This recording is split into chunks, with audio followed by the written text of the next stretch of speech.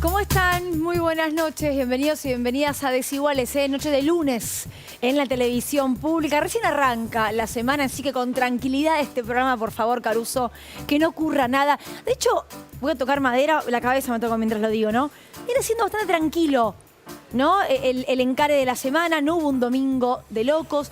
Hay un lunes con noticias que ya se las vamos a contar relacionadas, por supuesto, a la campaña electoral, pero nada que uno diga, wow, esto movió todo el tablero, se desestabilizó, un antes y un después. No, la verdad que no. Se va un poco encaminando cada discurso, nos da material, por supuesto, pero no hubo un tsunami, insisto. Toco madera porque sabemos que vienen siendo días intensos, ¿eh? Sí, también estamos como medio mal acostumbrados, digamos, ¿no? En una semana suele pasar lo que en otros países todo, pasa, no claro. sé, en 3 o 4 razón. meses. Pero es cierto que se va consolidando de alguna manera el orden detrás de la candidatura en el oficialismo de Sergio Massa y Agustín Rossi, que más allá de lo que pasó ayer en San Juan y el batacazo que dio Juntos por el Cambio, lecturas interesantes para hacer sobre lo que ocurrió y la derrota del peronismo, todavía convive Juntos por el Cambio con una interna que se genera la pregunta sobre si el que pierde va a acompañar después. Según algunas encuestas, uno siempre a esta altura confía más en las encuestas que no se publican que las que se publican, porque las que se publican muy probablemente sean operaciones políticas. Pero se sigue hablando, digamos, de la caída de la intención de voto de Javier Milei. Bueno, todo eso, insistimos, se va como acomodando. En medio de esa situación hay algunas que otras definiciones, ¿no? Que vamos a empezar a compartir. No sin antes decir que ya está en los estudios de Desiguales el ex vicepresidente de la Nación, Amado Boudou, para charlar sobre los desafíos de un Massa candidato, el momento actual de la economía y, por supuesto, la renegociación con el Fondo Monetario Internacional. Sí, y también vamos a hablar en un rato sobre Francia, porque lo que ocurre, la verdad, en las afueras de París principalmente, pero que se expande a parte de Europa, es algo para analizar. Hoy escuchaba analistas decir, en Francia se vive un clima de guerra civil. Digo, es algo de lo que se está hablando hoy en las mesas de amigos, en las familias, en las reuniones de laburo de franceses y francesas, con lo cual viene Marco Teruggi, tenemos un informe para entender qué está ocurriendo en este momento en Europa, insisto, con Francia como epicentro. Pero ya están las boletas, Pablo Caruso. Así es, se conocieron las boletas, estaban por supuesto candidatos y candidatas y aparecieron las boletas que vamos a ir compartiendo muy, pero muy rapidito. Pero es un collage muy por arriba, pero de alguna manera va generando y va terminando de madurar el clima, ¿no? Lo que me da curiosidad es la diferencia entre las dos de Juntos por el Cambio, ¿no? Porque las dos de Unión por la Patria son exactamente iguales, cambian los nombres y la foto nada más, pero en la de Juntos por el Cambio, mirá la importancia de Bullrich y lo chiquitito que está Luis Petri, y en la otra es Horacio, es el nombre, no es Patricia. Sí. Hay algo distinto ahí que tiene que ver, imagino yo, con la comunicación política, con analistas que te dicen que sí o que no. Me gustaría el día de mañana entender por qué las diferencias, ¿no? Sí, en las letras y los nombres. Yendo un poquito con lo opuesto, digamos, ¿no? Bueno, esta es la de Larreta, te iba a decir, acá en todo caso aparece Morales a la par de Horacio Rodríguez Larreta. En la foto sí. Con todo lo que Morales, según Larreta, le suma en términos de ese desafío que tiene de mostrarse bien halcón. Acá Petri está un paso atrás, sin ninguna duda. Sí. Es mucho menos conocido que Larreta, que Bullrich y que Morales. Me gusta a mí el jueguito este. Acá también está un paso más para atrás. Rossi, no tan chico, la verdad, su apellido en la... Esto lo elige cada uno, Nico, ¿no? Sí. La letra... Se ha puesto saco y tiendo color, parece siamese, ¿no? Pero... Sí, es verdad, como que no se distingue mucho. Las fotos no se hacen en conjunto igual. Entiendo que se hacen son montajes. Por separado y se montan. Y acá también, Paula Abal Medina y Juan Grabois. Paula Abal Medina, la verdad, me gustaría entrevistarla, bastante desconocida para el público en general. No, Juan Grabois es una persona con muchísimo más ruedo a nivel nacional, solamente para ir divirtiéndonos un poco y viendo lo que vas a encontrar vos, yo, Amado Boudou, Caruso, todo el mundo en el cuarto oscuro. No, y también respecto de esa interna dentro de Unión por la Patria, ¿cuál es el sentido político que tiene la candidatura de Juan Grabois y la cantidad de versiones que hay respecto de cuánto efectivamente suma en la propia... en cierto descontento todavía por lo que ha representado históricamente Sergio Massa, quien hoy encabeza mayoritariamente, digamos, la Unión por la Patria, ¿no? La gran pregunta de este fin de semana fue en parte de la militancia de Unión por la Patria. ¿Qué rol va a ocupar la vicepresidenta, no? Sí. Si va a estar activa en la campaña, si tiene que hacer campaña, si tiene que viajar por el país, si tiene que recorrer el conurbano, si tiene que cada tanto dar algún tipo de conferencia o anuncio en el que exprese su línea. Bueno, habló sobre esto Máximo Kirchner y Aníbal Fernández. Los escuchamos. traerles el saludo de la compañera Cristina, que hablé antes de venir para acá. La quise convencer, pero no pude. Pero yo les quiero preguntar, ¿ustedes tienen ganas de que se meta en la campaña Cristina? Que recorra los lugares, que nos dé una mano la compañera, que la necesitamos todos los argentinos y las argentinas. A ver, Máximo no diría eso si Cristina nos dijo que sí, con lo cual es Cristina la que está diciendo que sí, que quiere participar. Se lo pida Máximo, se lo pida Freddy Krueger, da lo mismo, va a participar. La sangre que le hierve, seguramente va a tratar de meterse en eso.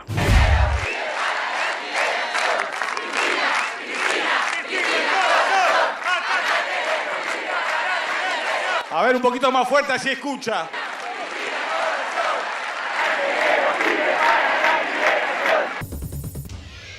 Bueno, como les decíamos, pequeñas grajeas de la campaña. Hoy Horacio Rodríguez Larreta dio algunas definiciones de lo que sería su programa de gobierno. Después vamos a charlar con Amado Boudou sobre esto también, porque explicó cómo atacaría la inflación, cómo generaría...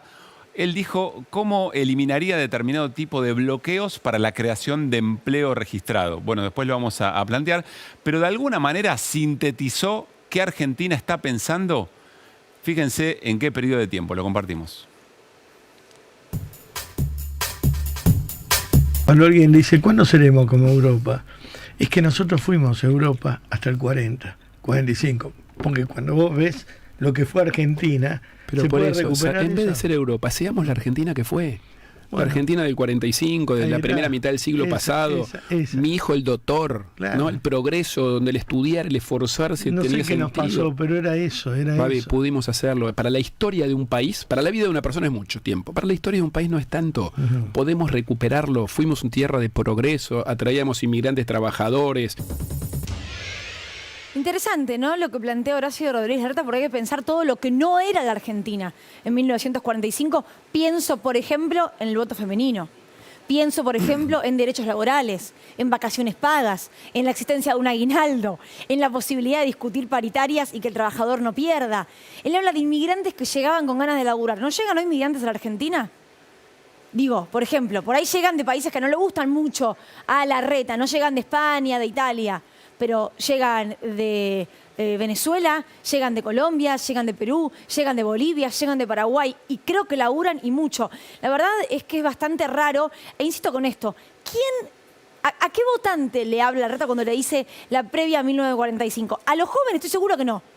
De verdad lo digo esto, honestamente, si le quiere ir a votar un voto joven, un pibe que nació en el 2000, en el 2002, en el 95. No, la referencia claramente es hacia el antiperonismo, digamos, porque no se equivocan nunca, ¿no? No es, en un momento dice, bueno, hay que volver al 45. La frase podía sonar como palo de adentro, pero necesitaba aclarar que era palo de afuera y era en la primera mitad del siglo pasado, que creo ahí hay una construcción de una subjetividad política y una autoestima respecto de la clase trabajadora conquistando derechos, que es evidentemente con lo que juega Horacio Rodríguez Larreta. Pero bueno, empiezan a aparecer algunas definiciones y eso es interesante. Hablando de definiciones, Sergio Massa fue, creo que por primera vez, acto de campaña fuera de la provincia de Buenos Aires y estuvo en Misiones. Claro, en Lo realidad rescató, es la cumbre del Mercosur en Iguazú Sí. y aprovecha para este acto de campaña fuera de la provincia de Buenos Aires. y lo rescató Pablo Ibáñez en un tuit, nuestro compañero, con una observación muy interesante.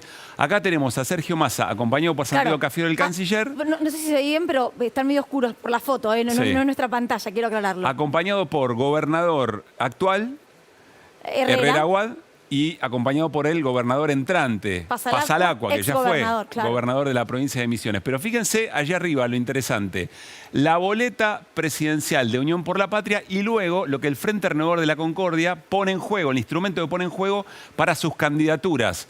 Desde Misiones al Congreso Nacional. Innovación Federal es el instrumento. Es decir, hay un acompañamiento a la candidatura de Sergio Massa y Agustín Rossi, pero con los candidatos y candidatas al Congreso Nacional del propio Frente Renovador. Sí, Un apoyo muy importante. Mi pregunta esta vez se la hago a Nico también, en si se puede tener en el cuarto oscuro una boleta que tenga a un sello como candidatos a presidente y al resto de las categorías con otro sello. Yo creo que eso que vemos ahí, imprimir, no se puede.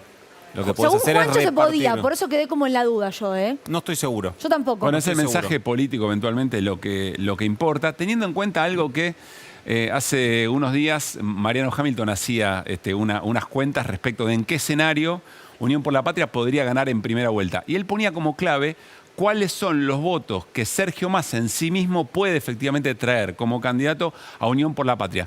Y una mención muy especial respecto a lo que puede recoger en general en el norte peronista. Acá se ve mejor esta posible boleta, que ya vamos a averiguar, ¿eh? Efectivamente, Si si se esto puede se o no puede. se puede. Juancho me defendía y me decía, se puede, bien, se puede. pero Yo le decía, para mí no, hay que Eventualmente cortar. es el mensaje político lo que se acaba de dar en Misiones con el acompañamiento de un frente Sí, claro. muy exitoso electoralmente a la candidatura de Sergio Massa. Que ganó con un muy buen porcentaje en las Así es. últimas elecciones De a hecho, esa no es gobernador, la ¿eh? foto no es la foto de la boleta. No, Es no, otra no, cosa. no es la original, ¿eh? No es la original. Pero bueno, interesante a modo de imagen Sí. política este apoyo en Misiones. En un rato seguimos charlando de esto. Vamos con nuestro Dale, invitado. vamos. Está Amado Vudú, en el piso de Desiguales. Gracias, Amado, por haber venido. No, gracias a ustedes. ¿Cómo anda esa salud? Ahí vamos, con muchos más cuidados que antes, pero bueno, con la intensidad de un año político es difícil Claro. tener cuidados, ¿no? Y con la esencia política que te caracteriza, tenés que tener como una doble guarda ahí, ¿no? Sí, bueno, pero ya está. Pero está Ya bien. Fue un gran susto y ya en la cancha nuevamente. ¿Crees que Massa es el candidato por esta imagen que veíamos recién en Misiones? Porque es el que es capaz de juntarle votos a Unión por la Patria que otros candidatos más puros del kirchnerismo no hubieran podido. Bueno, la palabra puro ya de arranque es una palabra que me parece que hay que tratar de evitar, porque cuando se habló de pureza en política o en cuestiones raciales, se empieza a caminar por historias muy difíciles. Pero me parece que no, que es una construcción que Cristina viene pensando desde antes del 2019, yo te diría de 2017, cuando ella toma la decisión de enfrentar a la boleta del peronismo a través de Unidad Ciudadana y empieza con este discurso de invitar a un diálogo. Y vamos viendo cómo ese diálogo va incorporando figuras para llegar a la fórmula del 2019, ¿no? Donde Alberto Fernández fue presidente, ella fue candidata a vicepresidenta, pero con Sergio Massa como la tercera pata, digamos, de ese armado en cuanto a figuras más conocidas. Y desde el inicio de este gobierno, vos fijate que Sergio Massa ocupó un lugar siempre expectante porque estaba en la línea de sucesión. Cuando alguien encabeza la lista de diputados de la provincia de Buenos Aires, ya directamente, salvo el caso de Felipe Solá, fue el único caso que quien encabezó la lista no fue el presidente de la Cámara de Diputados. Entonces ahí ya hay una construcción que se venía dando.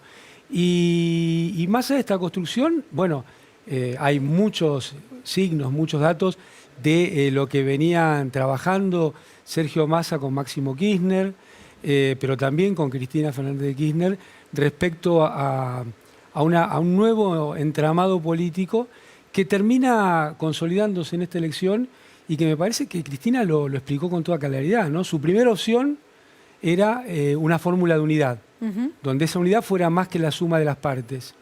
Y bueno, ella también tenía, Cristina es una persona que siempre tiene, digamos, un plan A, un plan B y un plan C, por eso le ha ido tan bien al gobierno durante los 12 años y medio de Néstor y Cristina.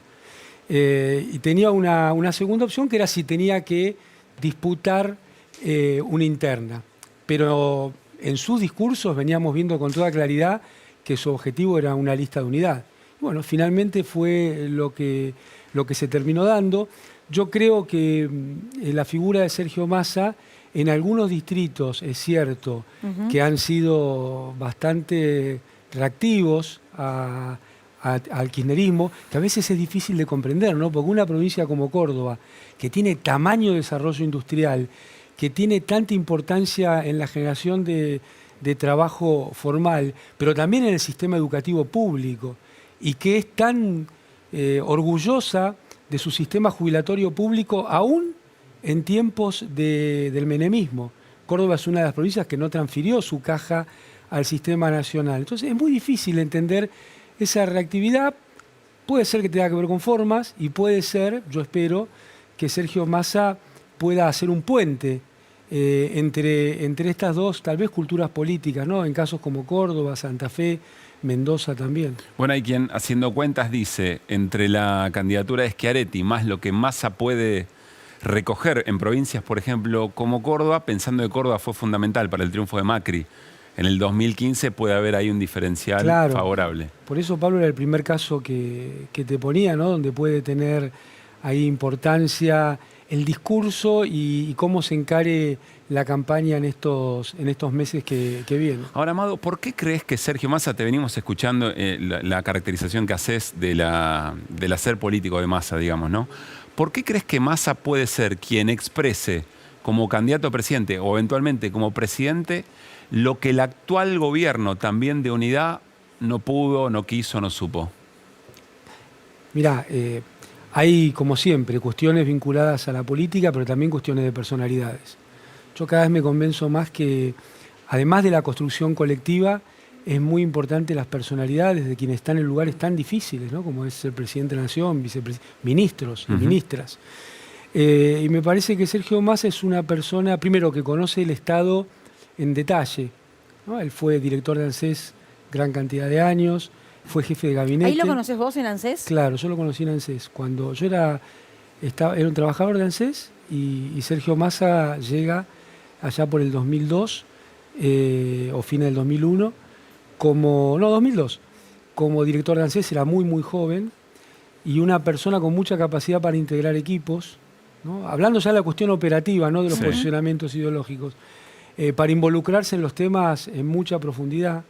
Creo que esto generó un vínculo entre Néstor, Cristina y él en aquellos tiempos, ya esa pasión por involucrarse al detalle en los temas, que no es algo tal vez tan frecuente. En Cristina es excepcional esa característica, ¿no?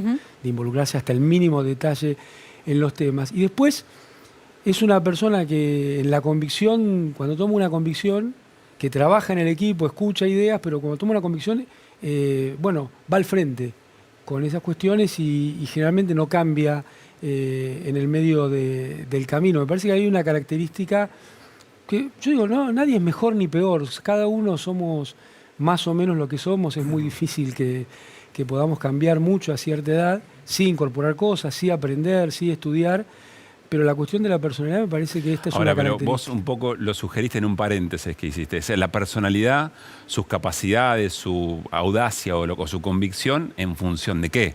¿Un para qué? ¿Para qué programa? ¿Para defender qué tipo de políticas públicas, digamos? En política yo Ahí es donde aparece la duda, me parece, y bien argumentada respecto de las distintas expresiones ideológicas que Massa supo defender de cierto sector de la militancia, saquemos la palabra puro, más definidamente kirchnerista. Bueno, mira, primero, para mí estando Cristina en el centro de la toma de decisiones, obviamente podemos tener dudas, pero lo que podemos tener certeza es que ella pensó este tema como piensa todo, ¿no?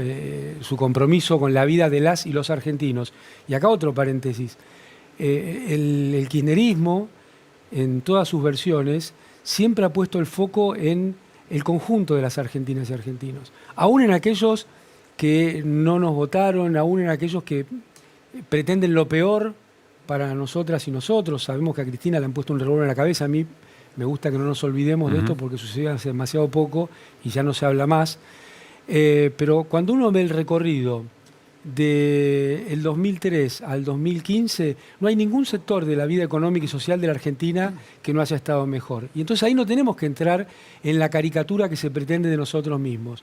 Antiempresa, anti no sé qué. No, el kirchnerismo puso en el foco los salarios, las trabajadoras, los trabajadores, los sectores más vulnerables, las niñas, los niños, los adultos mayores, pero también cuidó a toda la Argentina en el convencimiento de que nadie se realiza en un país que no se realiza, ¿no? Ahora, ¿cuál fue entonces la herramienta de cierto sector de la política, más de la derecha, digamos, de crear de esos, vos decías, 12 años y medio de gobierno a lo peor de la última etapa democrática argentina, a lo que va en contra? Digo, ¿qué fue lo que logró crear ese imaginario en gran parte de la población? Claro, yo creo que es un imaginario que está en parte de la población, no es un fenómeno nuevo en la humanidad ni en la Argentina, ¿no? Uno podría pensar en todas las etapas en donde se ha deshumanizado porque en definitiva es eso, ¿no? Sos kirchnerista en ese discurso que uno ve en algunos canales, en algunos diarios, en algunos dirigentes, es como que no hay otro humano. Tiene que desaparecer el kirchnerismo. Es un enemigo, es alguien a quien hay que aniquilar. Sí, es un lenguaje de violencia, podemos decir de la violencia. El lenguaje de violencia trata de que no exista el otro. Y es una cuestión que no se inventó en Argentina en esta época, sino que ha acompañado lamentablemente la historia de la humanidad. Entonces, así como en un momento se decía algo habrán hecho, hoy sos kirchnerista.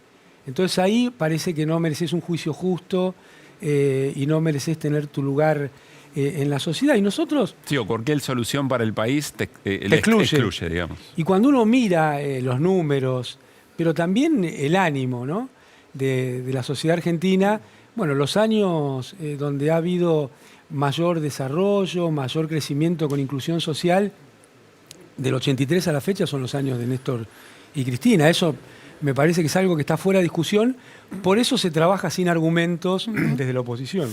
Te escuchaba en una entrevista con Juana Morín en Futurock hablar de lo que fue el trabajo de Martín Guzmán ante el FMI. Vos dijiste, en paralelo Massa negociaba otra cosa, como había que negociar. ¿Cómo Sí. era? Digo, vos estabas en ese momento asesorándolo a Sergio. No, pero tenía conocimiento. ¿Te imaginas que con el recorrido que algunas y algunos de nosotros tenemos, hablás con mucha gente, recibís mucha información, y Sergio Massa, él pretendía otro tipo de acuerdo.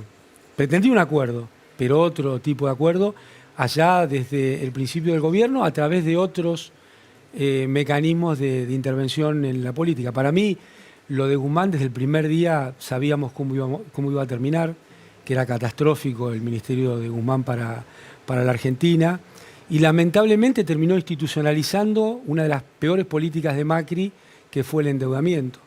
Argentina no negoció nada con Guzmán, firmó un contrato de adhesión con todo el paquete completo como si hubiera sido un préstamo normal. ¿Pero había chances de otra cosa con Por el supuesto, FMI? siempre hay chances de otra cosa.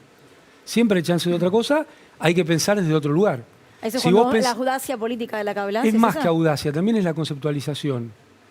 Si vos pensás la Argentina desde Washington y desde la academia ortodoxa, no hay otra salida que esa.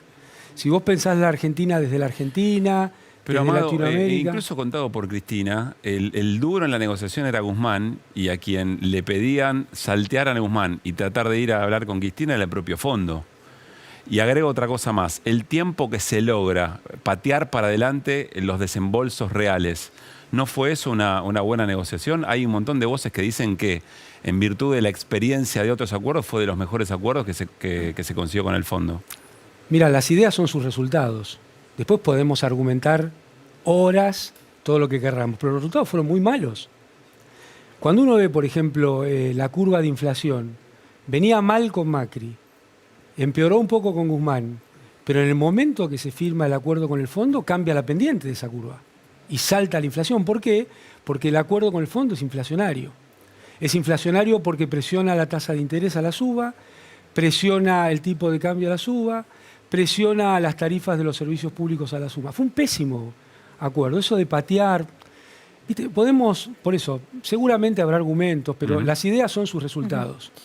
Y me parece que acá está a las claras que el resultado fue pésimo. Nico. Amado, ¿se puede ser ministro de Economía y candidato a la vez?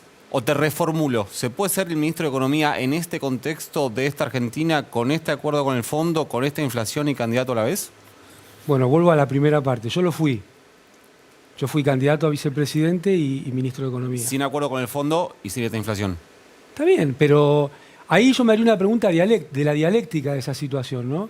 Al ministro de Economía ser candidato, ¿lo fortalece o lo debilita en la discusión con el fondo? Yo creo que lo fortalece. Yo no lo correría.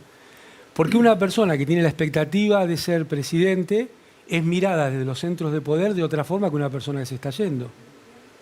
Yo ahí no tengo duda que para Argentina es una buena situación. Eso depende de qué tipo de acuerdo generes, digamos, ¿no? Porque vos podés ser el que le garantice al fondo que se van a cumplir las cosas las condicionalidades que pide, o también puede ser el que desafíe efectivamente esas condicionalidades, que me imagino que es lo determinante en una negociación con el fondo. Sí, por eso, pero desafíes o acompañes, vas a estar en una situación de poder. Ni más ni menos eventualmente, que la presidencia de la Nación. Ujú. Entonces, mejor alguien que es negociador de una situación, y en Washington lo saben como en pocos lugares, mejor poder hablar que tener el diálogo cortado, ¿no? Ujú. Y me parece en ese sentido que, te repito, la dialéctica de la situación fortalece la posición de Argentina. Sobre todo cuando tenés una situación en la cual el propio ministro, con tal vez una de las personas más importantes de la Cámara de Diputados, que es el diputado Máximo Kirchner, después de un viaje de Massa a Washington, tomaron un avión para ir a China. Me parece que ese fue un paso muy importante que yo lo dije en alguna entrevista anterior, salga bien o salga mal, para la Argentina es bueno. Porque hay cuestiones que son estructurales y quizá no tengan resultado inmediato, pero te ponen en otro camino. Y vos fíjate si te podrán en otro camino. Que la semana pasada se hizo un pago de 2.700 millones de dólares al Fondo Monetario, en la cual no se usó un solo dólar. Ujú. Se usaron DEX y yuanes. Por primera vez se hace desde Argentina un pago en yuanes al Fondo Monetario. Yo creo que esto tiene que ver con el viaje que se realizó y tiene que ver con el ministro marcándole la cancha también al fondo, ¿no? Diciéndole, bueno, acá vamos a ver, las cartas las vamos a disputar de vuelta, porque Argentina se tiene que sacar de encima el Fondo Monetario. Lo hizo Néstor Kirchner, lo profundizó Cristina, nosotros nunca nos fuimos del fondo, pero nunca permitimos que el fondo viniera a decirnos lo que teníamos que hacer. Fuimos a todas y cada una de las reuniones del fondo a llevar nuestra voz. Particular 2009-2011 había muchas reuniones porque estaba la crisis financiera internacional, que Argentina la sorteó gracias a las políticas que Cristina fue diseñando y poniendo en funcionamiento. Y ahora Sergio Massa, lo hemos escuchado, yo ya lo venía escuchando, él está en una suerte de durmiendo, se dio cuenta que duerme con el enemigo. Y se dio cuenta que no es todo tan pastoril y tan lineal como parece. ¿Quién es el enemigo? El Fondo Monetario. El Fondo Monetario es el cepo de la ¿Y quién Argentina. decís que se daba cuenta que estaba durmiendo con el enemigo? Massa. Massa en estos 9 meses tienen claro que si él no se saca encima el fondo, Es decir, vos decís que Argentina no la tiene gestión de como ministro de Economía de Sergio Massa le da una claridad que antes no tenía, le da una perspectiva que antes no tenía. salida. Yo no tengo dudas. Podés tener un poco antes, un poco después. Una perspectiva ideológica, quiero decir. Sí, podemos llamarla ideológica. Seguramente él no la llamaría ideológica, ¿no? Él la llamaría una Pragmática. perspectiva de lo pragmatismo. Ahora, para mí la palabra pragmatismo también es una palabra que se ha devaluado. Porque es como ustedes decían antes, ambos, bueno, ¿para qué estás capacitado, no? Está bien, sos buen negociador, sos de enfrentar, eso puede ser para lo mejor o para lo peor. Siempre la pregunta es ¿para quién? En política, para mí, la pregunta final es ¿para quién? Esto es bueno, ¿para quién? ¿No? Yo escuchaba algunas propuestas por ejemplo, de Rodríguez Larreta. Dice que hay que, con otras palabras, porque hay que flexibilizar el mercado laboral. Eso es bueno, ¿para quién? Bueno, está claro que para las trabajadoras y trabajadores no va a ser bueno. Claro, siempre para quién. Es persistir en políticas que destruyen los derechos. Y además que no son nuevas. A mí me da una suerte de gracia, tristeza, cuando se quiere presentar como lo nuevo, lo más viejo. Lo que peor O sea, lo que ya se hizo. rancio tiene. Claro, Larreta estaba en el PAMI en tiempos de la Rúa. Y para mí tenemos que hablar mucho del gobierno de la Rúa porque arroja mucha luz sobre lo que puede pasar en la Argentina. En el gobierno de la Rúa se le sacaron muchos derechos a los trabajadores. Por ejemplo, se bajaron los aportes patronales, porque eso iba a generar mayor empleo. Se hacían unos programas que se llamaban de competitividad, que era baja de derechos también. Y el empleo, en lugar de, yo no digo empleo, los puestos de trabajo, en lugar de aumentar, iban disminuyendo. Y desapareció la Argentina en ese camino, porque cuando uno mira a Patricia Bullrich, balbucea, no está claro lo que dice. Ahora yo la miro y veo en la cara 13%. Casi lo único que puedo ver es 13%, porque ella hoy lo repite de otra forma. Le sacó el 13% a los jubilados, a los trabajadores de la educación, de la salud, a las provincias argentinas.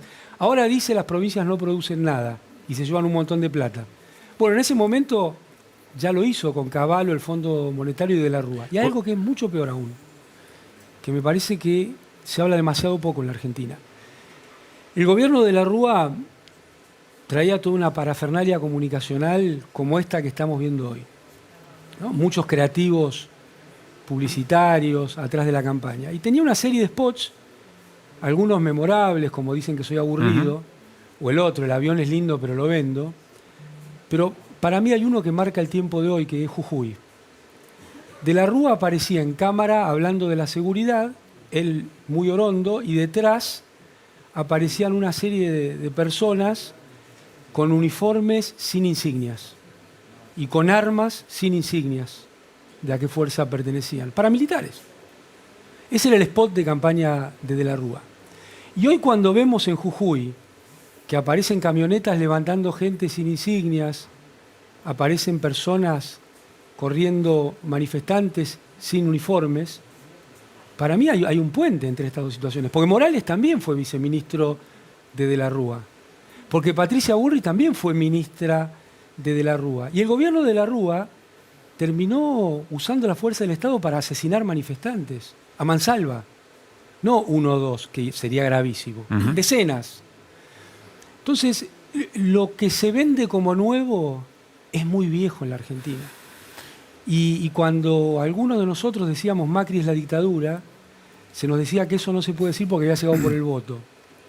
Por supuesto que el voto es fundamental en la democracia, pero también cómo se ejerce el poder, ¿no? Yo me pregunto, ¿el gobierno de Alberto Fernández persiguió a alguien? ¿Usó el poder judicial? ¿Usó la policía? ¿Usó la AFI para perseguir a alguien? No. Entonces ahí vos tenés claramente una diferencia que es fundamental en la vida argentina. Y perdón que me extienda en esto, pero para mí es muy importante de cara a lo que vemos, ¿no? Porque cuando Gerardo Morales dice, yo la metí presa a Milagro Sala, hace de poder judicial. Cuando dice, yo cambio los decretos todos los días, o yo cambio la Corte Suprema y pongo integrantes de mi legislatura, también hace de poder legislativo y de poder ejecutivo a la vez. Pero sobre todo, estos últimos días dijo, yo voy a sacar 2 artículos de la Constitución. O sea que también es el poder constituyente. No solo es el poder, él mismo lo dice, ¿no? Poder ejecutivo, poder legislativo, poder judicial y poder constituyente. ¿Dónde está? ¿Dónde aparece la República en ese marco? Néstor. Recién hacías un recorrido. Mira, ahí está. Ahí está. Qué producción. Ah, el spot Ese es el del que spot que hablabas. mencionabas. Spot de la Rúa. Así O sea que es. yo no me acordaba de Yo este, tampoco me de este acordaba. spot, Y bueno, viste, no soy Funes, pero... No, pero para Caruso, vos por allá podrías acordarte. No. Gracias, Yo Lucila. por allá no. Muy bien. Amado, Néstor. recién hacías un recorrido sobre un análisis sobre la situación económica actual, la negociación de Martín Guzmán con el Fondo Monetario, la promesa electoral que tiene Juntos por el Cambio a través de Larreta o de Bullrich. Hay un fenómeno nuevo en materia política, pero también y fundamentalmente económica, que se llama Javier Milei. ¿Qué visión tenés sobre él? Bueno, Milei es un dispositivo del sistema, de los poderes concentrados. ¿Lo conocías como economista desde antes No. de que todo esto? No lo conocía como economista, no es una persona que publique, no es una persona que tenga cargos públicos, que publique, digo, académicamente, Sí. ¿no? Creo que tiene algunos textos. Pero es un dispositivo que tiene varios objetivos. El primer objetivo es correr el centro del debate. O sea, yo no creo que la sociedad se haya derechizado. Creo que las y los dirigentes se han ido derechizando, cosa que tampoco es un fenómeno nuevo ni de Argentina.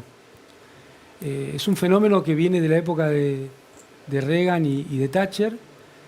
Recordemos que Thatcher dijo que su mayor éxito era Tony Blair. O sea, que un laborista siguiera implementando las políticas de ella. Entonces, cuando uno mira... Haber corrido la escena política hacia la derecha. Cuando uno mira lo que ha hecho el Partido Socialista francés, el PSOE en España, el laborismo en Inglaterra, bueno, llevaron adelante el programa de los banqueros. Y uno veía a estas fuerzas corriendo la edad de la jubilación, por ejemplo, ¿no? O recortando los presupuestos, nunca para pagar intereses de la deuda, ¿no? Siempre para la salud o para la educación. Y este es el uso que le dan al personaje Milei desde el sistema de poder. Ser un mojón móvil que se va corriendo. Y lamentablemente, gran parte de la dirigencia en todos los espacios está atravesada por el razonamiento neoliberal, por la razón neoliberal, porque el discurso público, incluso donde participan en las universidades, habla de una racionalidad. Y si pensamos un poco, sabemos que no hay racionalidad, hay racionalidades.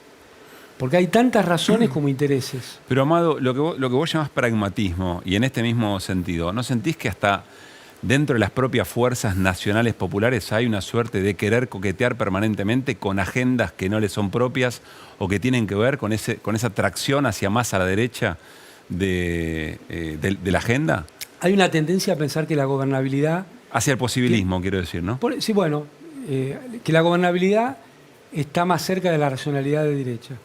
Uno mira lo que pasa hoy en Francia y se da cuenta que no es así, ¿no? En un rato de hecho nos metemos en el tema de eso. De hecho, si uno lee, porque siempre hay que ver también los fenómenos culturales. Si uno lee las novelas de Houellebecq o de Laurent Binet, se da cuenta que hace rato esto está abrevando en la sociedad francesa, la posibilidad de que suceda lo que ha sucedido. Ni que hablar cuando tenés la posibilidad de hablar con personas como Jean-Luc Mélenchon.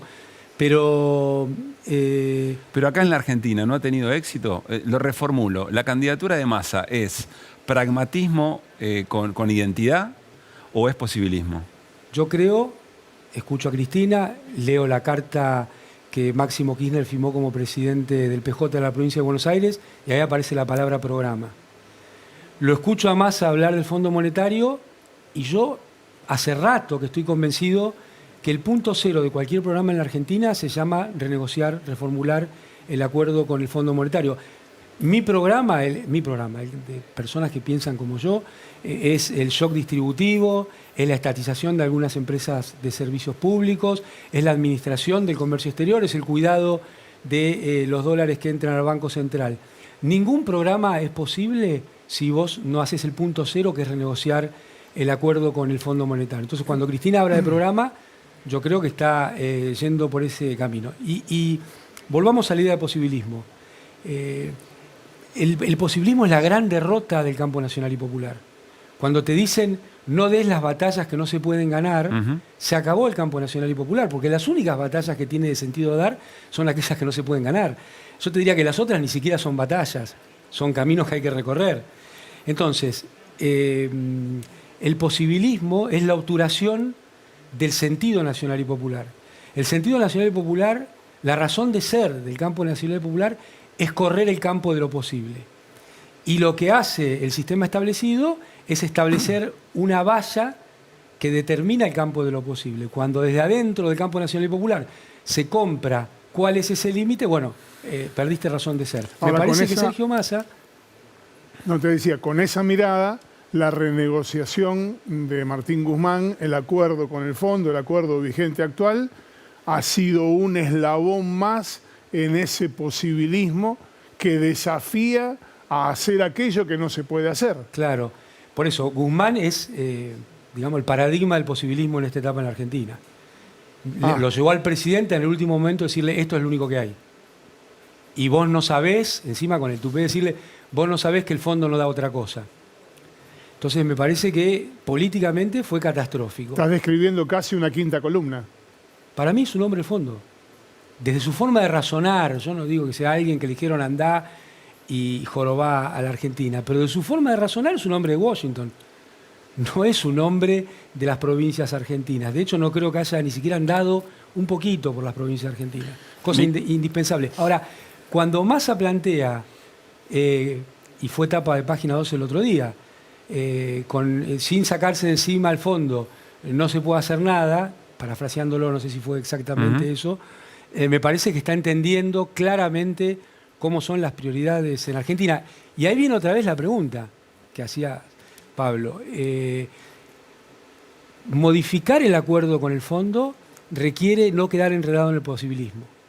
Ahora, pero yendo a algo más concreto, Amado, porque yo entiendo lo del posibilismo y entiendo que me parece que la discusión es si se negocia con el fondo haciendo que el fondo cambie los libros con lo que, de todas las negociaciones que tuvo hasta acá, o si se negocia dentro de los límites de los libros existentes hasta ahora. Cristina fue muy concreta en esto. Dijo, hay que ir a una negociación en la cual el fondo acepte que se le pague con un porcentaje del incremento de exportaciones. De una propuesta concreta. Eso sería... Dos propuestas concretas, digo. ¿Cuál es la otra? Esa fue la segunda. ¿Y la primera? La primera fue indicarle al fondo a través de un proyecto de ley que si el fondo realmente tiene entre sus objetivos fundacionales la transparencia en los movimientos internacionales de fondos, tenía que colaborar con la Argentina en detectar las fugas. Sí, un y que proyecto con de ley. parte de esas fugas Sí. Que tenía la paguen cobrar. los que la fugaron. Exactamente. El y esto, proyecto mirá, del fondo para el fondo.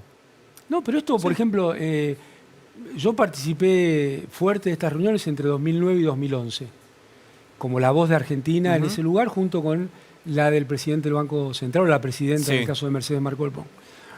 Y nosotros permanentemente estábamos insistiendo sobre este punto, y el fondo, con un cinismo singular, en la crisis global, lo puso en su agenda en esos años. Después, en el 2011, lo borró.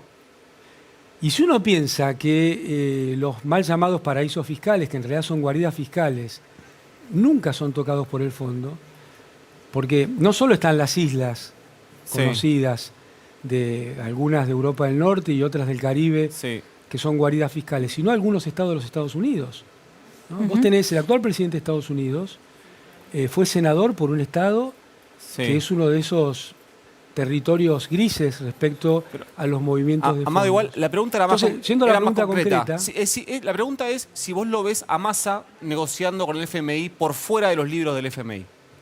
Yo creo que un negociador en esta instancia tiene que tirar varios hilos al mismo tiempo. El primero es que si hubo un préstamo político, requiere una solución política. Y me parece que siendo Argentina el principal deudor del fondo, algunos pueden pensar que eso es una debilidad, yo creo que es una fortaleza en una negociación, si tenés la convicción de hacerlo. Mirá, el Club de París fue creado por la deuda argentina, ¿no? Allá después de la Revolución Fusiladora, cuando, bueno, con el retorno al coloniaje, como el famoso texto de Jauretche, ¿no? Y cuando nosotros en el 2009-2010 quisimos reactivar la agenda internacional desde el Ministerio de Economía, obviamente con la idea de Cristina, el tema del Club de París estaba pendiente, estaba muy pendiente. Y nos decían que no podíamos avanzar en la renegociación con el Club de París porque eso requería, por estatuto, un programa con el Fondo Monetario Internacional. ¿Por qué? Porque nos querían forzar a volver a tener un programa. Claro, a negociar con el fondo. Entonces, los grandes periodistas de los grandes medios argentinos, entiéndase la ironía, por favor, decían que éramos ignorantes, burros, que eso no se podía hacer. Y siempre también la toma de decisiones tenés que decidir dónde ponés la oreja, ¿no? Porque si escuchás la tapa de esos diarios, podés llegar a tomar un tipo de decisiones. Si escuchás la necesidad del pueblo argentino, otras. Nosotros dijimos, tenemos una propuesta técnicamente bien diseñada, tenemos la convicción de llevarla adelante y además tenemos tiempo para negociar. Y no vamos a hacer cualquier cosa, y mucho menos ir al Fondo Monetario Internacional, pero ni se nos pasaba por la cabeza.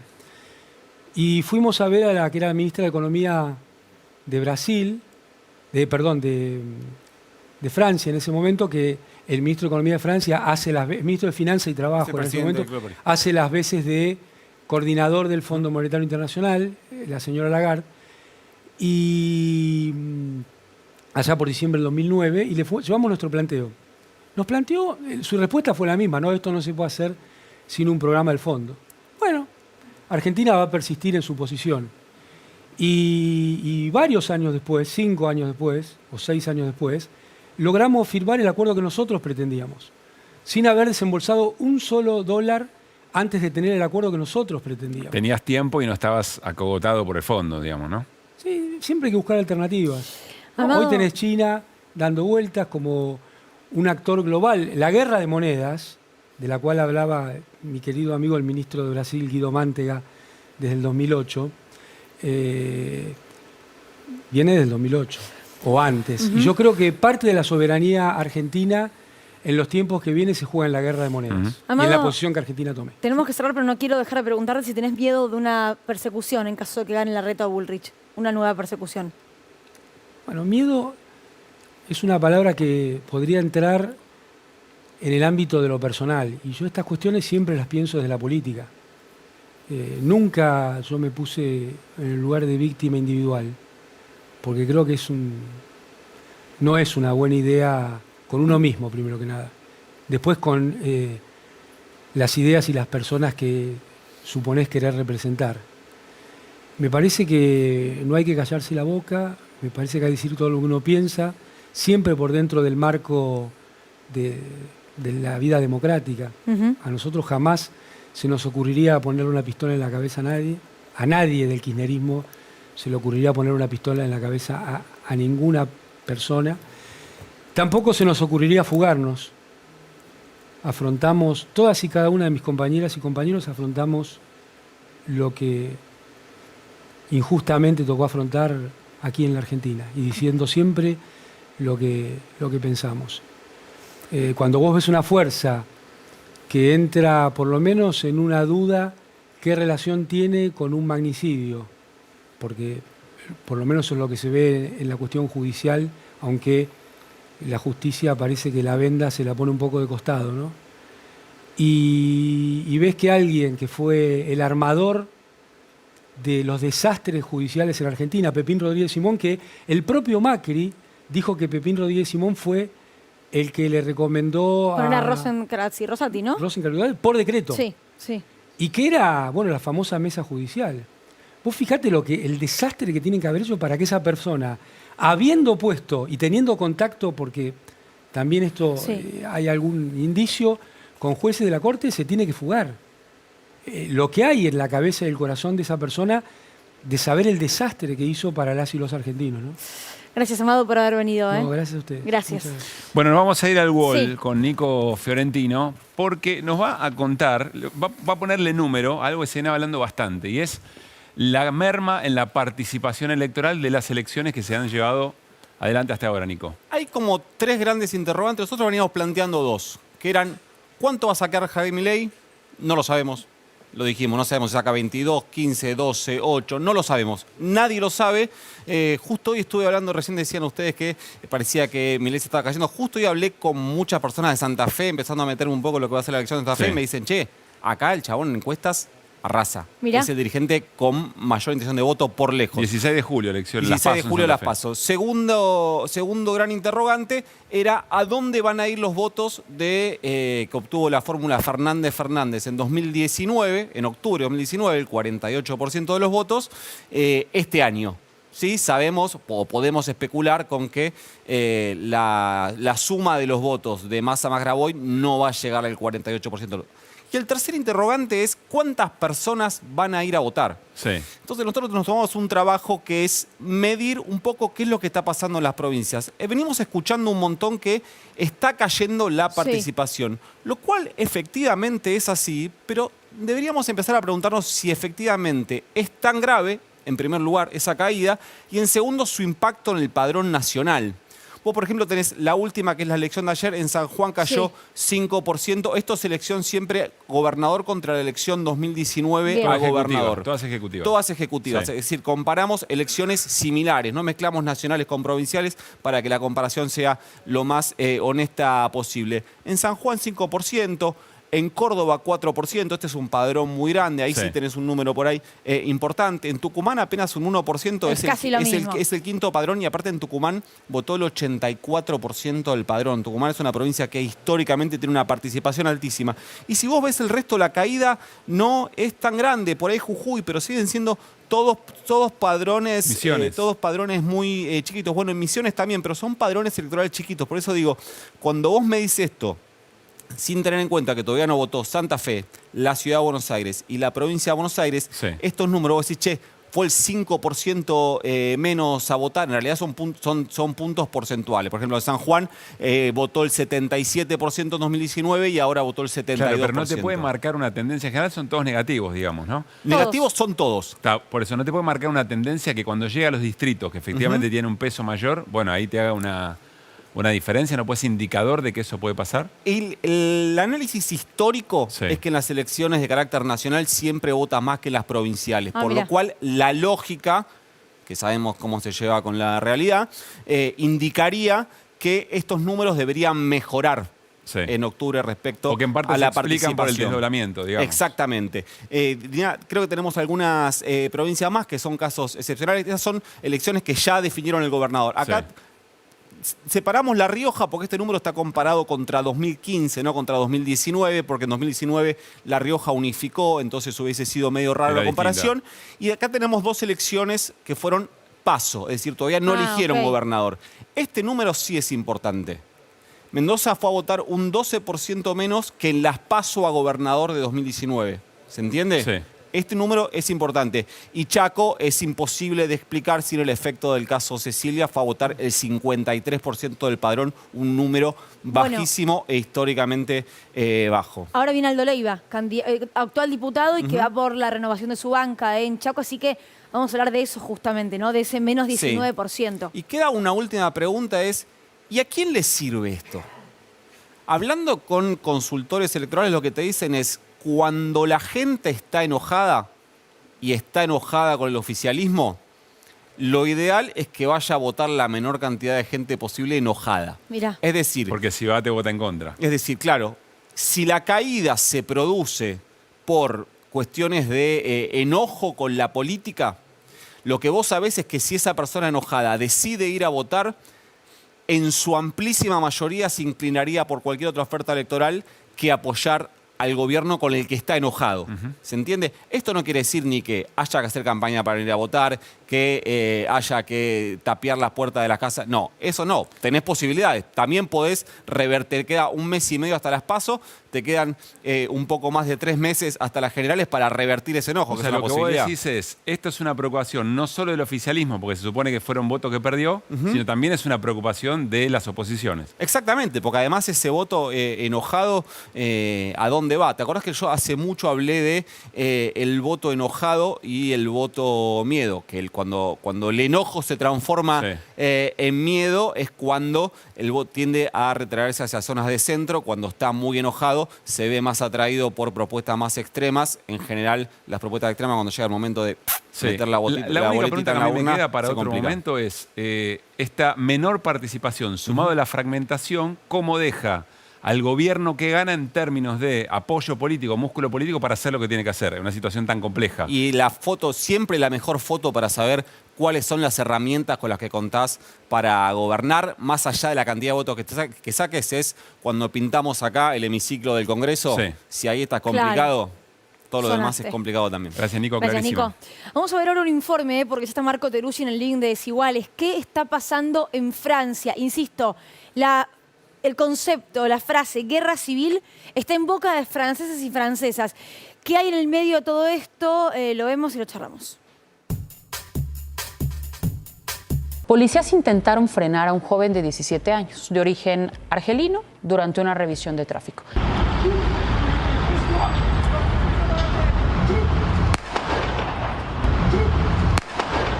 Je veux ici dire l'émotion de la nation tout entière après ce qui est arrivé à sa famille, toute notre solidarité et l'affection de la nation. Estos hechos provocaron lo que estamos viendo en pantalla, protestas contra el abuso policial.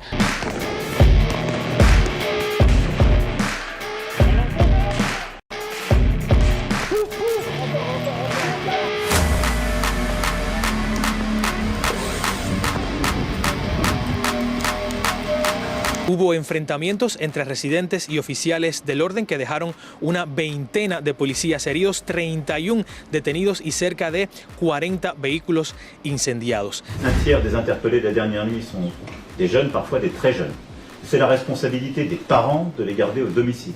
J'ai décidé de mobiliser 2000 policiers et gendarmes pour que dans la zone de la préfecture de police de Paris... A mi espalda está este edificio totalmente en llamas. 40.000 agentes van a velar en toda Francia por la seguridad.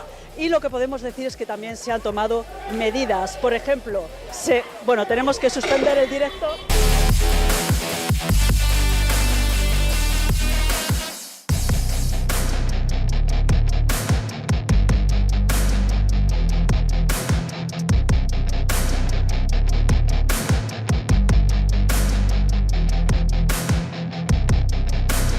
El agente implicado ya está detenido y acusado de homicidio, pero eso no detuvo las protestas.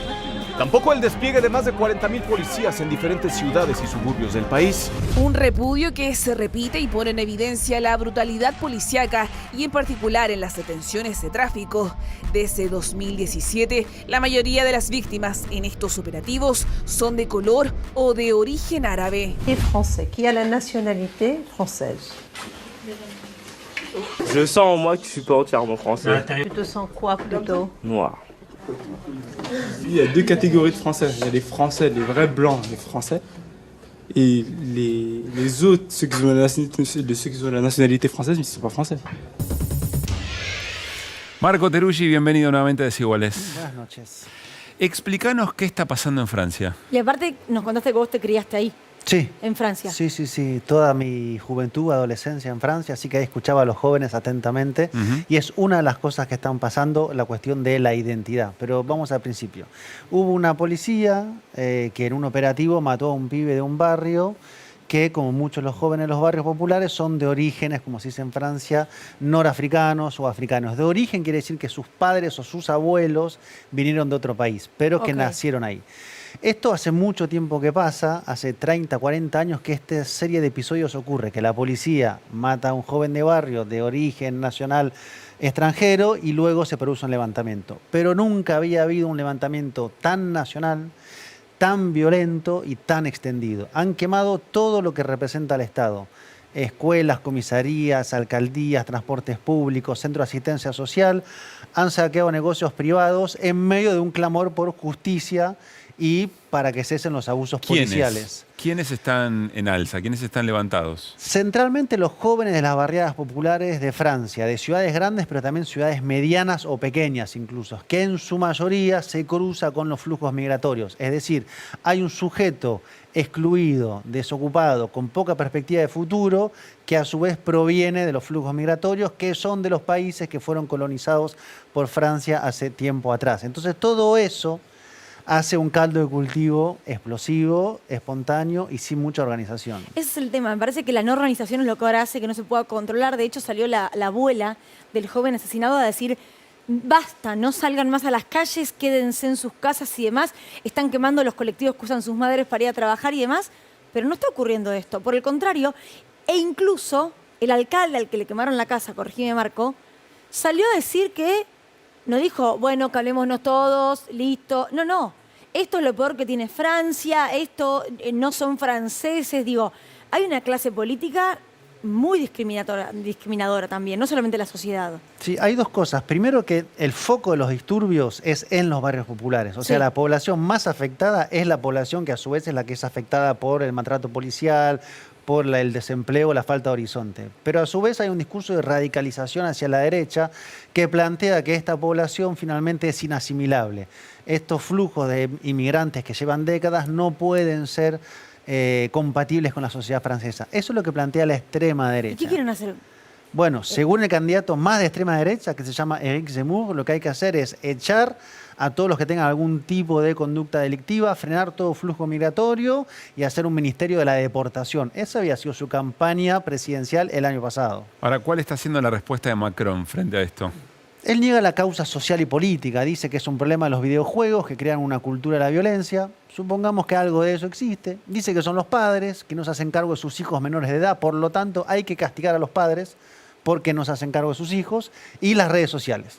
Eso explicaría por qué hay esta juventud que de repente sale. La explosión, eso explicaría la explosión. Sí, pero no habría causas sociales, políticas, económicas, coloniales, nada de eso existe en la explicación de Macron. Todo es mala educación y videojuegos, lo cual es una explicación para un fenómeno que tiene 4 décadas, por lo menos, negacionista. Ahora, Marco, vos decís, bueno, en 40 años, muchos episodios como estos, pero ninguno del volumen o la profundidad de lo que estamos viendo.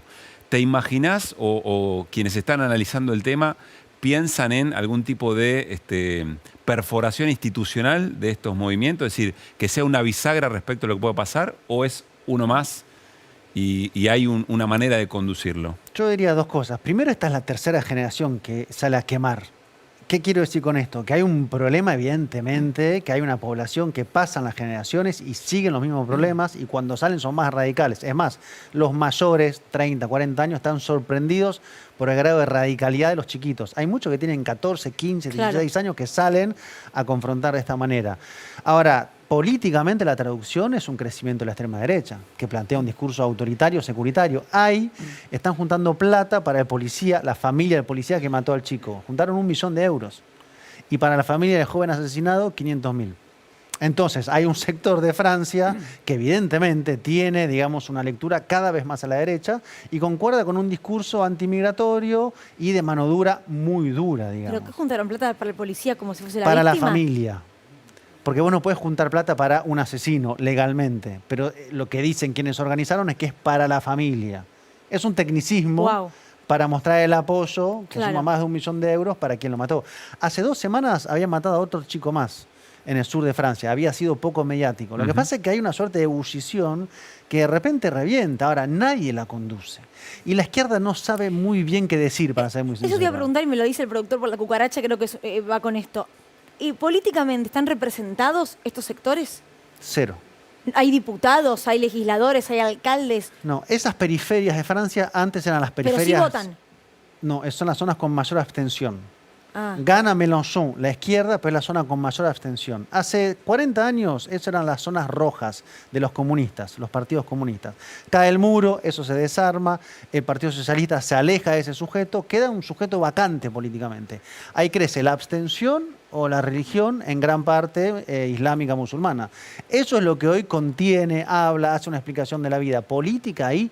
Hay muy poca, el comunismo perdió hace mucho tiempo fuerza y no hay quien lo represente, no hay quien lo conduzca. Lo único organizado para mí son algunos jóvenes que saben hacer saqueos muy performáticos, digamos, que entran a una concesionaria BMW con un auto como ariete y eso no es espontaneidad. Esos son grupos de delincuentes que saben cómo hacerlo. Lo demás es ira, juventud, adrenalina, dopamina, ganas de confrontar con la policía y devolverle así sea un piedrazo de los tantos verdugueros. Sí, hay miles de detenidos, ¿no? Miles. Más de 2.500 por ahí. Néstor.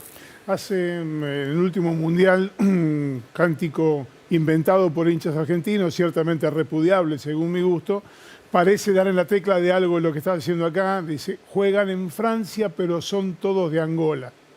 Hay una Francia tolerable o tolerante con un sector de los emigrantes africanos y otra profunda que los repudia, los rechaza y los quiere sacar como si fueran casi una escoria de la sociedad? Hay 3 Francias, a mi modo de ver. Una Francia periférica, rural, de mayoría blanca, que es la que protagonizó el estallido de los chalecos amarillos, que vota en su mayoría a la extrema derecha. Hay una Francia cosmopolita de las grandes ciudades, mezclada con nacionalidades de todos los continentes. Ahí me crié yo, por ejemplo. En mi escuela, más de la mitad éramos hijos de extranjeros de todos lados del mundo. Y estaba todo bien. Estaba todo bien. Cada uno igual reivindicaba mucho su origen, ¿eh? Yo era argentino, el otro era marroquí, el otro era portugués, pero había una confluencia. Y una Francia, las periferias, que es esta que está estallando desde hace mucho tiempo, donde hay casi solo flujo migratorio. O sea, casi no queda población, si se quiere, de origen, entre comillas, francesa. Esos 3 están desencontrándose. La pregunta es, ¿qué piensan ellos? Porque cuando se le decía eso a los jugadores del equipo de fútbol, ellos decían, yo soy francés, yo canto el himno y me siento francés. Bueno, pero en la si me selección de dicen que soy Marruecos de Angola, había franceses jugando para Marruecos. bueno, entonces entramos en la zona de la doble identidad. ¿De dónde sos? ¿De dónde naciste? ¿De dónde es tu familia? Y si en Francia no te sentís francés, pero vas a Marruecos y tampoco te sentís marroquí porque la gente dice que vos sos francés, es un no lugar. Pero este es un no lugar con exclusión, con marginación, con un futuro clausurado. Es que es complejo y es colonial. O sea, quiero decir, no es una inmigración que viene de cualquier lugar. No, claro. Viene con esa historia cargada que se transmite. Tal vez alguien pensó... de hecho viene de los desastres que hizo el capitalismo en las tierras arrasadas como colonias, digamos, ¿no? Claro, pero de Argelia, que es el caso emblemático, la guerra terminó en el 62. Me explico, hace más de medio siglo. Ahora, 3 generaciones después, siguen cargando con la rabia por aquello que pasó. Marco, no sé. ¿cómo reacciona o cómo responde a esto la Europa cercana alrededor de Francia? Más a la derecha. El primer ministro de Polonia, que Polonia es muy a la derecha, tuiteó un video que es muy elocuente, lo tiene fijado en su perfil de Twitter, que es un video que muestra los levantamientos en Francia y acto seguido calles de Varsovia con gente rubia caminando por un parque, oliendo flores y dice no a la inmigración. O sea, lo que pasa Tremendo. sería la inmigración. Tremendo. Ellos, que siguen siendo rubios, viven en paz. Vox, el partido de extrema derecha, plantea también, esto es lo que va a pasar con España si siguen viniendo los inmigrantes. En Bélgica y en Suiza entiendo que también hubo algún tipo de actos vandálicos, ¿no? Sí, en Bélgica recordemos que hubo atentados, o sea, hay ahí un componente conjunto, que es la relación de Europa con sus antiguas colonias, con las migraciones, con la segregación, con jóvenes marginados. Todo eso está dando un cóctel explosivo hace 40 años. ¿Qué quiero decir? Que lo que pasa es muy predecible, pero nadie logra solucionarlo. A eso hay que poner la capa, evidentemente, neoliberal, digamos, ¿no? Claro. O sea, la desocupación, la falta de perspectiva, todo eso que se cruza. Claro, son pibes que no pueden estudiar, que no ven un futuro, que sienten que el país en el que están no les da ninguna oportunidad, ¿o no? Ahí hay un debate. Trabajo ver. hay poco. Ajá. Ahora, vos vas a un barrio popular, Estado hay bastante. Según Ajá. Mélenchon no hay bastante, pero vos vas, hay sistema de transporte público, hay centro de asistencia social, hay un ¿Hay andamiaje. salud pública? Hay en salud Francia? pública, sí. Ahora, lo que pasa es que queman eso. La pregunta es, ¿por qué queman el Estado? Primero, no intentan ocuparlo, evidentemente, es quemarlo. ¿Por qué hay un nosotros, que debería ser el Estado, que lo identifican como enemigo? ¿Por qué queman eso que tiene la bandera francesa? Pero Y la ahí está el pregunta punto en ciego. todo caso es por qué la política no logra encauzar o representar esos intereses, más que preguntarle a las propias personas que están rebelándose históricamente frente a este tipo de violencia, ¿no? Porque es una política que tiene otro sector social. Hoy estaba la foto, habló el alcalde, que le atacaron la casa. Fue terrible. Fue terrible, metieron casi. un auto adentro. No, la mujer tuvo que salvar a los hijos. Terrible, Podría haber sido terrible. mucho peor incluso. Y no fue el único. Y vos veías la foto, era gente de 50, 60, 70, todos blancos. Señores, Son canosos. los alcaldes. Claro, o sea, la clase política, para decirlo en ese término tan siempre Sí. complejo. Claro. Ese representante, ¿cómo dialoga con ese sujeto, con ese pibe que está ahí? Que le hablan de una historia francesa que él no reconoce. Y si la reconoce de otra Del otro manera. lado, la reconoce del lado del dominado Claro. en todo caso. Entonces, ¿qué es lo que está planteando la ultraderecha? Bueno, estos sectores hay que disciplinarlos o disciplinarlos. Un debate es, por ejemplo, hay que prohibirles que pongan nombres a sus hijos que no sean nombres franceses. Vos no puedes llamar a tu hijo Pedro, tenés que llamarlo Pierre. ¿Ves? Wow.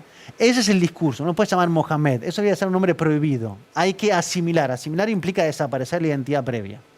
Tengo una amiga argentina que vive en Francia, a la hija le puso Carolina. Nadie sabe pronunciarlo, pero dijo, yo le voy a poner este nombre solamente para reivindicar mi argentinidad. Y la miran como diciendo, ¿qué le pusiste? No les queda otra que llamarla de esa manera. Pero Claro. incluso ella teniendo la pareja con un francés, dice, si fuese hija mía sola, nunca la reconocerían como francesa. Siempre sería la hija de una argentina. Digo, incluso con alguien que es blanca en su color de piel, pero no nació en ese país, ¿no? No sé si esto ocurre con todas las nacionalidades o solamente con algunas. Hay dos cosas. Eso me decía un amigo árabe. Yo, bueno, crecí con gente de todos los países, ¿no? Y un amigo árabe me decía, vos en Francia sos árabe y es sospechoso. Sos brasilero y es cool, tropical, digamos, mira. ¿no? Hay una cuestión con el mundo árabe. Entonces es una cuestión muy profunda. Si vos ves la historia europea, la civilización occidental se ha enfrentado históricamente con la civilización islámica musulmana. Esa es la tesis que recién citaba Boudou, Sí.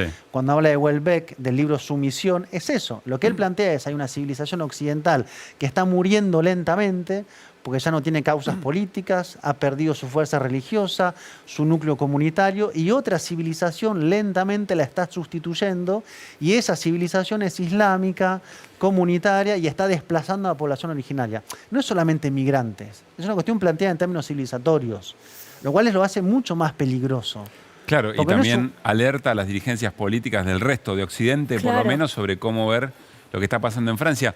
Es cierto que no es nuevo, me acuerdo siempre la tapa de aquella revista La Invasión Silenciosa, pero que hoy una dirigente derecha diga o proponga el arancelamiento de los servicios del Estado para migrantes latinoamericanos de nuestros propios países, es como para que no pase desapercibido, ¿no? Yo creo que eso es lo que va a ir creciendo, lastimosamente. Además, la clase política francesa, los partidos están en gran parte contra la izquierda, contra Mélenchon, digamos. Él es acusado de ser parte de este azuzamiento de violencia, digamos, ¿no? El enemigo es el islamismo, izquierdismo. Ese es el enemigo público construido. O sea, Mélenchon más los terroristas. Sí. Pensemos que es un país que tuvo atentados terroristas en el 2015, muy fuertes. Que tuvo los chalecos amarillos en el 2019, muy fuertes. Las movilizaciones este año contra las reformas laborales, Sí, claro. muy fuertes, y ahora esto. O sea, hay algo que está detonando por partes. Y no hay quien pueda unificar eso, que pueda decir, bueno, ¿cuál es la síntesis de este nosotros? ¿Cómo hacemos para reencontrarnos? ¿Cómo hacemos para que esto conviva? Yo tuve la experiencia en los 90, en un barrio popular de París, que fue tal vez el último y único momento donde todo eso funcionaba bien. Vos ibas al colegio al mediodía y los musulmanes y los judíos comían sin cerdo. Y había un menú especial y era normal. Ibas a la casa de un amigo, llegabas a Túnez o a Filipinas y venían a mi casa y venían a Argentina, les encantaba. Y en mi casa se hablaba español. Y eso era lo que tenía que pasar en un punto. Lo que uno desearía, que naciera una identidad nueva. Lo que estás viendo es que eso se está broquelando. Esta idea de los franceses de Francia, hoy y ayer estuvieron saliendo en la calle grupos de ultraderecha. ¿Cuál es la canción? Azul, blanco, rojo, Francia para los franceses.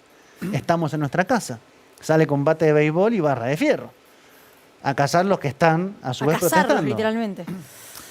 Muy claro, Marco, como siempre. Terrible. Yo tengo pronósticos bastante negativos.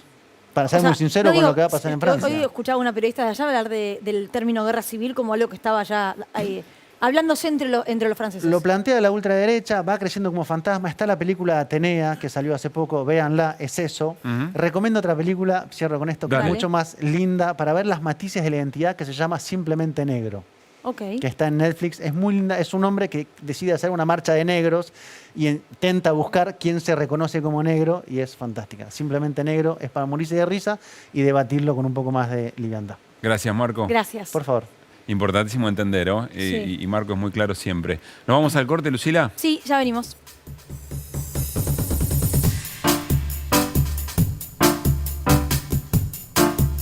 Bueno, muy bien, seguimos en Desiguales y seguimos en el living, porque ya está con nosotros Aldo Leiva, es diputado nacional del Frente Chaqueño, es decir, representando a la provincia del Chaco, y además es el primer candidato a diputado nacional para revalidar su mandato. Aldo, bienvenido, gracias por estar acá. No, gracias a ustedes, es un gusto poder compartir estos minutos. Bueno, hay un desafío político muy importante para el oficialismo en el Chaco, que es dar vuelta a lo que pasó en Las PASO, pero recién hablamos, contanos un poco cuál es el impacto del caso Cecilia en este momento en la política de la provincia. No, sin duda impactó muy fuerte, pero antes de referirme a eso, yo quiero expresar mi solidaridad para con Cecilia, su familia, un hecho aberrante que merece sin duda el repudio de la sociedad argentina en su conjunto y que golpeó muy fuerte a la comunidad.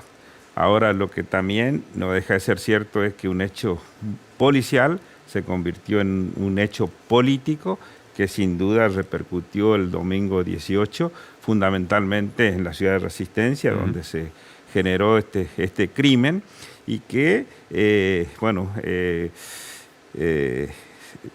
la oposición, los medios concentrados de comunicación, la verdad que fueron a hacer campaña específicamente en contra de Capitanich y eso se vio reflejado sin duda en los resultados.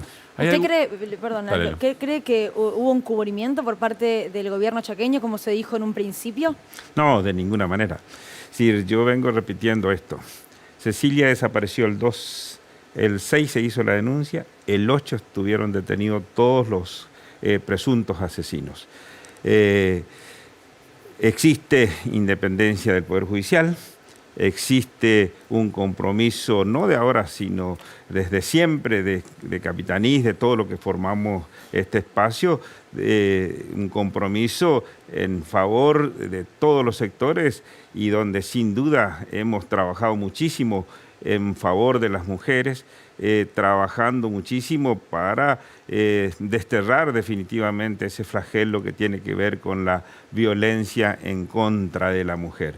Pero también siempre digo, en estos días, que si sucedió todo esto y quienes atacan a Capitanich, ¿qué esperan? ¿Que agarre un fusil, que vaya a la comisaría y que haga justicia por mano propia? Así no funciona el sistema. El sistema funciona como ha ocurrido hasta ahora, donde ya los fiscales, el equipo fiscal ha trabajado muy intensamente, ha recibido el reconocimiento de los principales abogados del país por la tarea realizada y que en definitiva significó la prisión preventiva de cada uno de los implicados en el caso. Ahora, que se utilizó políticamente, eso no hay ninguna duda, que se sigue utilizando tampoco hay ninguna duda, pero que también la sociedad chaqueña y argentina no tiene que tener la menor duda que si hay algo que Capitanís y quienes lo acompañamos desde siempre pretendemos es que haya justicia y que los responsables verdaderamente se pudran en la cárcel, porque no hay otro destino para quienes cometieron tamaño crimen. Aldo tiene un desafío muy importante. Capitanich fue el candidato con mayor cantidad de votos en la elección. Individual, claro. Teníamos ahí el número, sí, ¿no? Capitanich sacó un 36.42, sí, pero la alianza de Juntos por el Cambio sacó un 42.66. Va a competir ahora en las generales contra Leandro Sdero, ¿no? Sí. ¿Qué posibilidades de dar vuelta a esa elección? Bueno, para en el principio oficialismo? Capitanich sacó algo así como más de 70.000 votos de manera individual, que es Sdero. No es un dato menor. Claro, porque Sdero compartía espacio con Polini, claro, que sacó casi un 20%. Exactamente. Pero porque vos decís que el que perdió la interna dentro de Juntos por el Cambio no va a acompañar totalmente a Seguro Sdero. que nunca los votos se cuentan linealmente y de hecho nosotros tenemos antecedentes. En las últimas elecciones de medio término nosotros habíamos perdido por 10 puntos las primarias y pudimos revertirla y pudimos lograr que finalmente nuestra fuerza política fuera la que ganó las elecciones legislativas del año 2021. Es decir, son desafíos que sin ninguna duda tenemos, pero también entendemos que es un nuevo escenario donde la cuestión sin duda va a ser muy polarizada entre Capitanich y Sdero, donde también van a jugar otros factores que tienen que ver a ver si es que la oposición logra verdaderamente alinear a todos los sectores. También hay otros aspectos que, por ejemplo, las elecciones de intendente en la ciudad de Resistencia va a ser desdoblada. Es decir, hay un montón de cuestiones que en las provincias, sin ninguna duda, lo que ocurra en una PASO no necesariamente se va a repetir en las elecciones generales.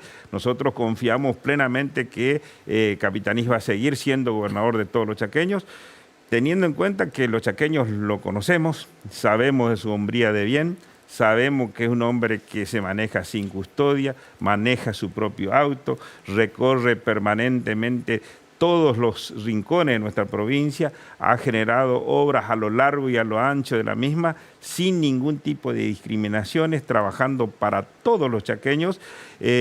Lógicamente, al haber sido el crimen, el Día del Padre, feriado largo, implicó también una merma sustancial en la afluencia de votantes. 19% mostraba Nico recién, ¿no? Menos. Sí, más o menos, sí, respecto a las elecciones generales claro, del 2019. Esta fue paso. Es decir, nosotros creemos que para las generales va a votar, pero sin duda alrededor de un 75-77%. Creemos también que muchos de los votos en blanco se van a volcar hacia nuestra fuerza política y también ha habido un corte de boletas que ha sido significativo en la categoría de intendentes. Nuestra fuerza sacó más votos para intendente que la fórmula, cuestión que seguramente se va a corregir de cara a las próximas elecciones, porque bueno, en definitiva, esta eran paso. Ha habido una situación atípica en la provincia y que, como decía anteriormente, se viene una nueva etapa donde habrá que trabajar mucho, que de eso sabemos y estamos convencidos que vamos a dar la vuelta. Nico. Aldo, ¿quién es Emerenciano Sena? ¿Qué es para el peronismo de Chaco? ¿Qué es para las organizaciones sociales de Chaco? No, Emerenciano Sena tiene un partido, él el Partido Socialista. En las elecciones pasadas, en el 2019, él compitió en contra de Capitanich.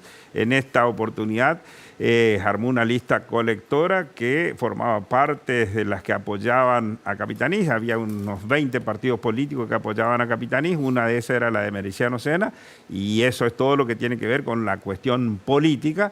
Y es uno de los tantos dirigentes de movimientos sociales que hay a lo largo y a lo ancho de nuestro país, de los cuales ningún dirigente político puede hacerse cargo. Yo veías y a veces veo la injusticia de los medios de comunicación y de los dirigentes políticos. En Entre Ríos, el ex intendente falleció, pero ahí estaba complicado por narcotráfico y no veíamos las operaciones mediáticas y políticas que sí hubo en este caso.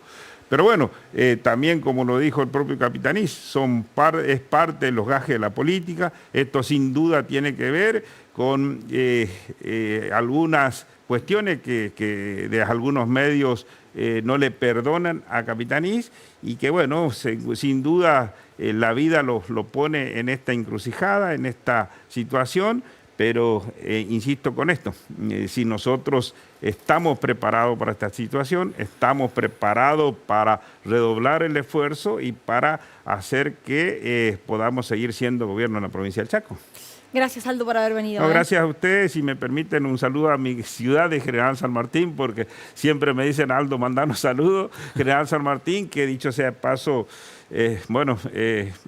por ahí es poco, pero hemos ganado nosotros las PASO. Nuestro candidato, nuestro compañero nuestro que tiene familia ahí en General San Martín, Chaco. Sí, estuvo conmigo, me Fran. comprometí a hacerle algunos. Uno de los barrios lleva el nombre del viceabuelo de él, así que ex General San Martín en la provincia del Chaco. Muy bien. Gracias, Aldo. Gracias, Aldo. No, gracias a ustedes. Bueno, nos vamos a ir a un corte. Al regresar, atención con lo que nos va a contar Néstor Espósito. Tiene que ver con nuevas reglas de juego para el ingreso de personal y el manejo de los fondos de la AFI, la Agencia Federal de Inteligencia. Ya venimos.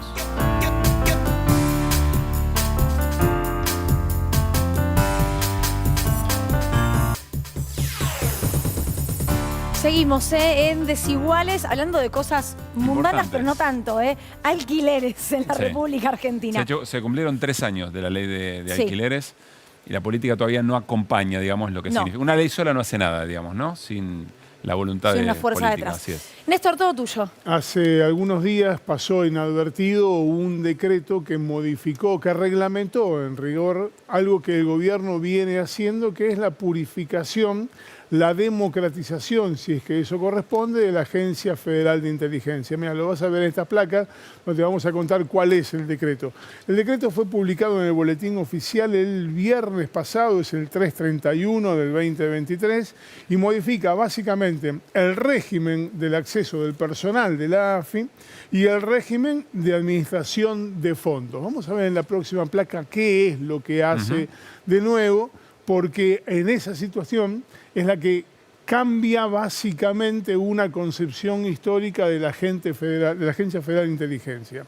Sostiene que cada agente contará con un legajo único en el que constarán los antecedentes de su desempeño del organismo. ¿Y qué tiene esto de novedoso? Que en la AFI históricamente hubo agentes que no aparecían en ningún lado. Los conocías como los agentes inorgánicos de la AFI.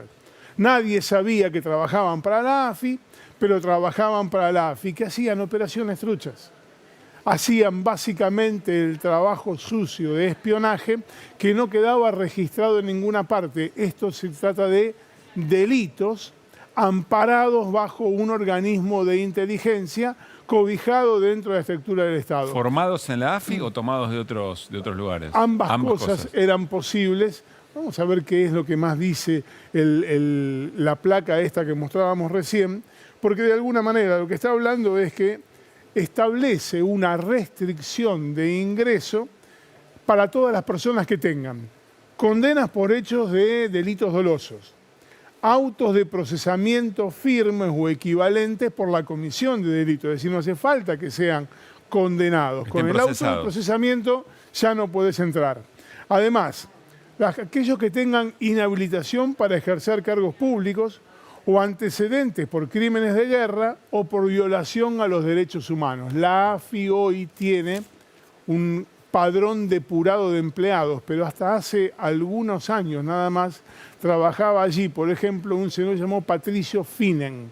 Patricio Finen estuvo juzgado por el atentado contra la AMIA, está hoy preso por delitos de lesa humanidad, pero se recicló y pudo seguir interviniendo en tareas de inteligencia, pese a que tenía ese valladar que, por ejemplo, hoy le impediría tan siquiera pasar por la vereda de enfrente de la AFI. Pero hay una cuestión de fondo en todo esto que es, bueno, ¿y cómo se financiaba toda esta ilegalidad? Se financiaba con fondos reservados. En el final del gobierno de Cristina Kirchner se había transparentado, cuando llegó Macri por decreto, los instauró de nuevo y eso fue lo que permitió pagarle a agentes ilegales de la AFI. Bueno, fíjate lo que va a pasar a partir de ahora según este decreto firmado por el gobierno de Alberto Fernández. Se establece una auditoría de los fondos reservados en el Congreso. La Comisión Bicameral de Fiscalización de las Agencias es la que a partir de ahora va a auditar los fondos reservados e incluso aquellos que van a seguir siendo secretos, igual van a tener un legajo reservado dentro de la Comisión Bicameral de Seguimiento de las Agencias de Inteligencia. Néstor, un gobierno tiene voluntad política de generar esto, otro puede tener con otro decreto. Con otro decreto volver todo esto para atrás. Gracias, Néstor. Quédense aquí en la televisión pública porque arranca SIC, Periodismo Textual, un especial sobre Salto Grande, energía sobre el agua, una gestión mixta entre Argentina y Uruguay, la importancia del complejo hidroeléctrico de Salto Grande y el desarrollo de las políticas conjuntas de desarrollo regional. Esto ahora en la televisión pública. Bueno, nos vamos, Luli. Mañana, 9 de la noche. Sí, señor. Retomamos Desiguales. Hasta mañana. Chau, chau.